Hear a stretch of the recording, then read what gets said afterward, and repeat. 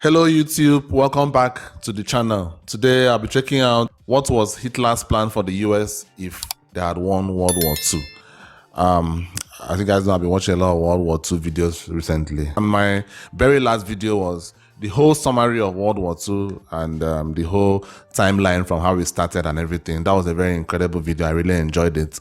But today I want to see, because I know at some point Hitler would have been looking at the US with some side eye. So I would like to see what he planned for the US. I stumbled on this video while searching for this last video, and I thought I should check it out. Hit the like button if you enjoyed this reaction. I really appreciate it. Let's get right into it. Hitler's goal of a German master race controlling the world required space and plenty of Aryan DNA. Little wonder that he set his sights on the US. But how detailed were his plans, and were they already underway? History is very clear about Hitler's relentless march across Europe and his desire to rebuild under the flag of the Third Reich. But what about across the Atlantic?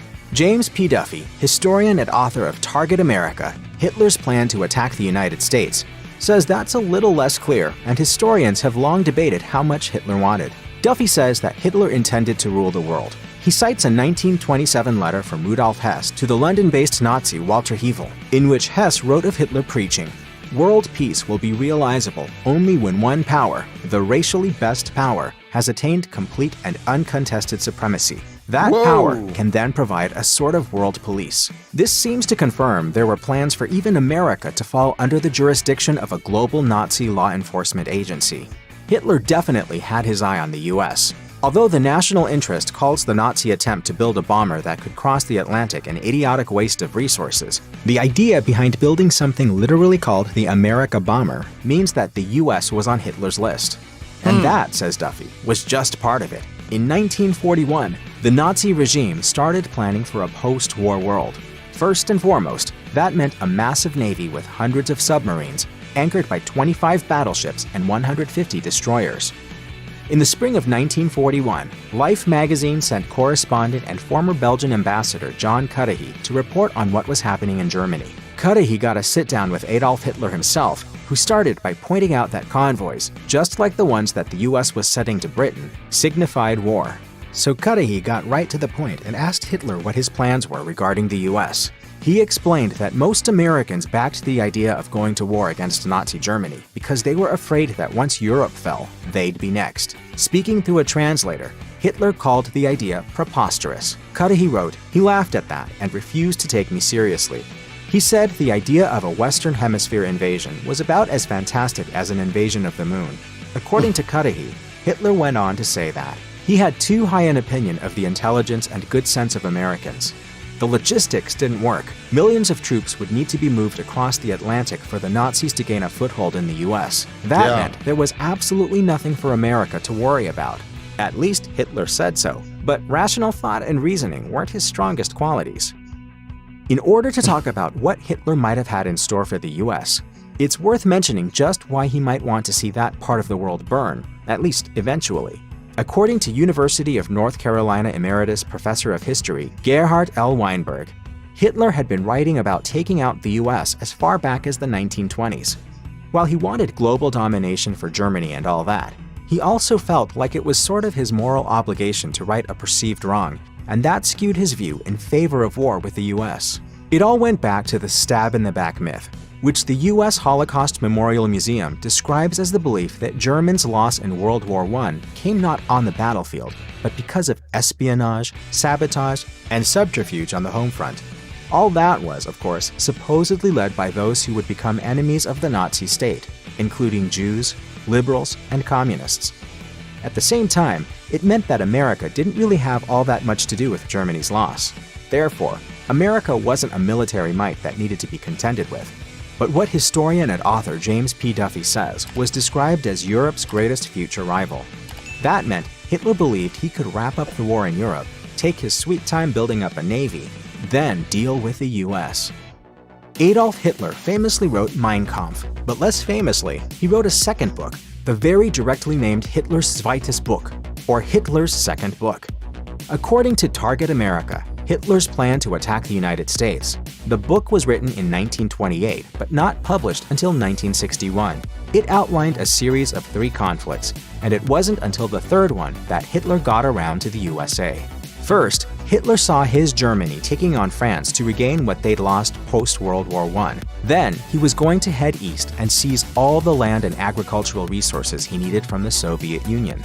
And then, on to America, which he wrote was a real threat to German domination of the world. But here's the thing. Hitler wrote that analysis before the Great Depression got into full swing. As he watched what was unfolding across the Atlantic, he eventually came to the conclusion that America was so weakened by her own problems that it didn't really matter. The Third War could wait. According to Gerhard L. Weinberg, Hitler believed that wrapping up the war in Europe, stabilizing his Third Reich, and building up an army of long-range forces was all something he could take his time doing. America, he thought, was too weak to do anything but wait.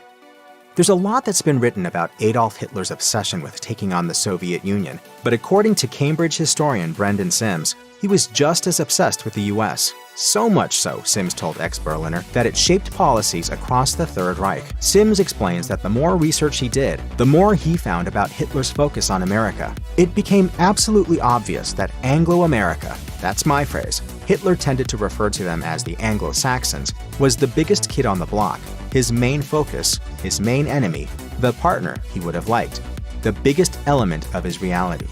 That's a massive claim, and Sims says that there were a few layers to Hitler casting his greedy eye toward the US. Part of it started with the US having something that Germany didn't: size. Let's put that in perspective. The US is about 28 times the size of Germany, but that only tells part of the story. Germany could fit inside California and take up about only 85% of the state. It's also about the same size as Montana and New Mexico, give or take a bit.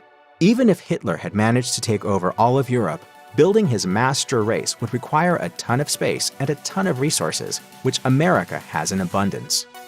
Adolf Hitler was front and center at World War I's Second Battle of the Marne, and according to Cambridge historian Brendan Sims, it was there that he had a run-in with 2 American soldiers who made a massive impression. They were tall, blonde, and blue-eyed. Sound familiar? Hitler's attempts to build his master Aryan race are well documented, and Sims says there's another, often overlooked part of that. Hitler developed a theory that one of the richest places to find all that Aryan DNA he was so obsessed with was the USA. Conquering America meant all new seeds from which his Aryan race could grow. The theory went like this. Over the course of hundreds of years, the US population had been reinforced by immigrants from Europe.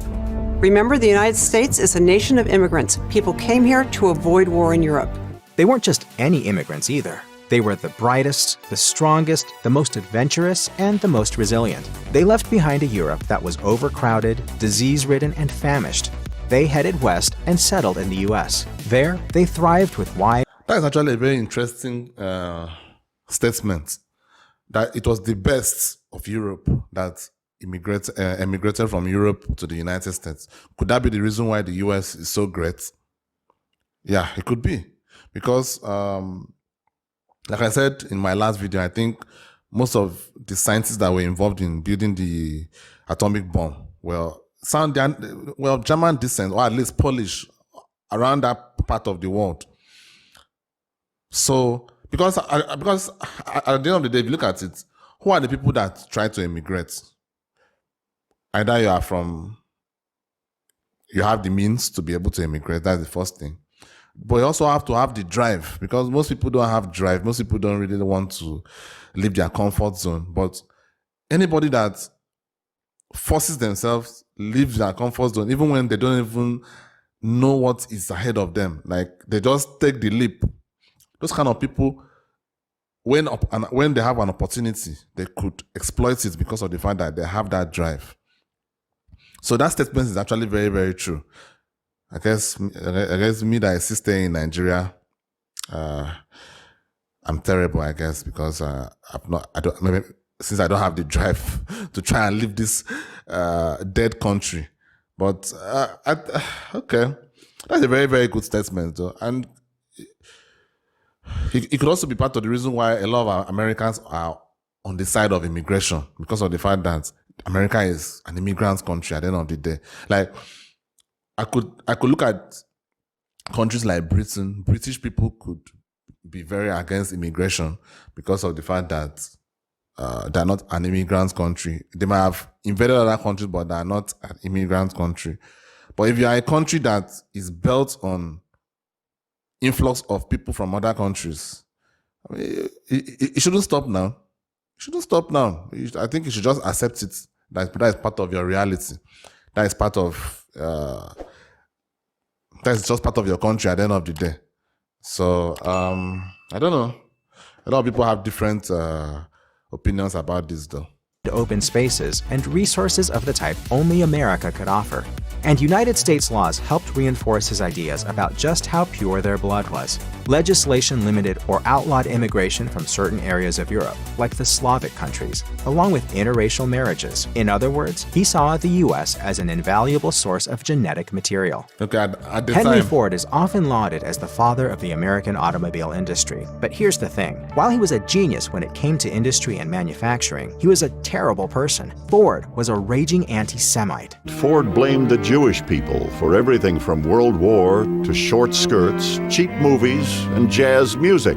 And PBS says that he was often quoted saying that all the world's ills could be traced back to Jews or to the Jewish capitalists. And if that's the sort of thing that seems like it would have Hitler singing "You've Got a Friend in Me," it absolutely was. According to Bradley W. Hart, author of Hitler's American Friends, it was even more than that. Ford was spouting anti-Semitic rhetoric long before mainstream America knew about things like the concentration camps, and his views didn't go unnoticed by Hitler. According to research from The Nation, Ford profited heavily from manufacturing for the Third Reich, even for months after the U.S. officially declared war. A contemporary report from the U.S. Treasury Department shows they knew about it, summed up in this observation. There would seem to be at least a tacit acceptance by Ford's son, Mr. Edsel Ford of the Reliance, on the known neutrality of the Ford family as a basis of receipt of favors from the German Reich. In July 1938, Ford accepted Germany's Grand Cross, the highest honor the Third Reich could bestow on a foreigner. Hart goes on to say that Hitler saw Ford as a way into America, and he uncovered records describing how Hitler had tapped Heinrich Ford to become what Hitler described as the leader of the growing fascist movement in America. World War II usually plays out as an Allies versus Axis conflict, but it wasn't that neat and tidy. According to the National World War II Museum, the US had a faction of Nazis that weren't just alive and well, they were holding rallies at venues like Madison Square Garden. The German-American Bund dated back to 1936, and the entire idea behind the organization was to promote all the ideals and racial hatred that went along with being a Nazi. That Madison Square Garden event attracted about 22,000 loyal members in 1939, and it was done under the command of a German World War I veteran named Fritz Kuhn. The Bund, of course, got the attention of the House Committee on Un-American Activities, and while they were found not to be a threat to national security, there is an interesting footnote. One of the claims used to discredit the Bund was that Kuhn reported directly to Hitler and that Hitler was meddling in US affairs. It makes sense that Hitler would be thrilled to have a Nazi party ready and waiting for him. But not only was that not true, but according to traces, Hitler outright denounced the party. Why? Because the Nazis thought the Bund was giving them a bad name. Names like Dachau and Auschwitz are instantly recognizable, but they made up only a sliver of a percentage of the facilities the Nazi regime built to contain, enslave, and execute those they didn't like. Here's a terrifying statistic. According to the U.S. Holocaust Memorial Museum, there were more than 44,000 camps of varying purposes, all detention and incarceration based, that were active during the Third Reich. Would those camps have been set up in North America? According to the CBC, probably. In 2019, the Library and Archives Canada purchased a book that had been taken from Hitler's personal library. It was called what translates to Statistics, Press, and Organizations of Jewry in the United States and Canada. The 137-page book is essentially a compilation of data on Jewish populations across North America. What this book shows us is that there was already the beginnings of a plan had the war gone differently, that the Holocaust would have happened here. And as the LAC curator Michael Kent explained, this information would have been the building blocks to rolling out the final solution in Canada. The book, written by Nazi linguist Heinz Kloss, details things from ethnicity and languages of cities' populations to listing Jewish organizations. And Kent further explained to The Guardian that the book is essentially proof that Hitler and the Nazi Party had plans to expand the Holocaust to North America. Kent said, "The Holocaust wasn't a European event. It was an event that didn't have the opportunity to spread out of Europe." Personally, I think he would have eventually turned his attention to the United States. Not militarily, because I just don't think it's possible. Like, the US is untouchable. Do you guys realize how big these oceans are? Like, the only way the US can be touched is if they had powerful adversaries at their border. Canada, I don't really see Canada as a very powerful country. I've never looked at them as a very powerful country. They may be. I think they're in the G something. So they're probably powerful to an extent. But they're US allies. They're basically a second US. Like, seriously. They're basically a second US. Mexico is... but they can't really do anything to the United States. Then you now have these large oceans protecting the country. Like, there was no way that Nazi Germany would have been able to transport both soldiers and machinery across. That would have taken too much. Like, before you even land on the shore, it would have been too difficult. Look at how they struggled. Look at how hard it was even to attack the British. That's why they found that the gap between Britain and Europe is not that much. I think it's about 25 miles or so, right? Or 20 something miles. Look at how they struggled against the British Navy. I know the US Navy was not as powerful at that point in time, but the fact, by the time you transport all those supplies, soldiers, machinery, but by the time you land on the shore, it would have been too much. Seriously. So I just don't think he would have been able to do it in terms of invading militarily. But I think from what they said in this video, they have probably had some people who believed in their cause in the country itself. They have had people like that would have been able to start. Maybe let me put it like this: they would have probably had a Nazi faction in the US, meaning some leader, some person would have become like the leader of the Nazi faction in the United States, and that would have been like, okay, they will start doing it in the US. Then at that point, if they show that they're making headway in the cause, then maybe at that point, maybe Hitler would have started sending some assistance. But until that point, outside of that, I don't think they would have been able to do anything. Well, this is so interesting. Like, I know these topics are very sensitive to a lot of people, but as someone that is learning all these things, and I don't feel like I have a dog in the fight. To be honest, the world has always been a place of war. Like, this is the world. This is just the world. The period that we have had from 1930 till the period that we have had from the 1940s to 50s until now is an outlier. If you look at it in terms of the world history, it's an outlier. The world has always been about wars upon wars upon wars. That is just human nature. Even now, during peaceful times, you are still having gang wars in different cities, in individual cities. You're having gang wars, you're having tribal wars, you're having race wars. I mean, even in my country, even in my own country, we have tribal conflicts.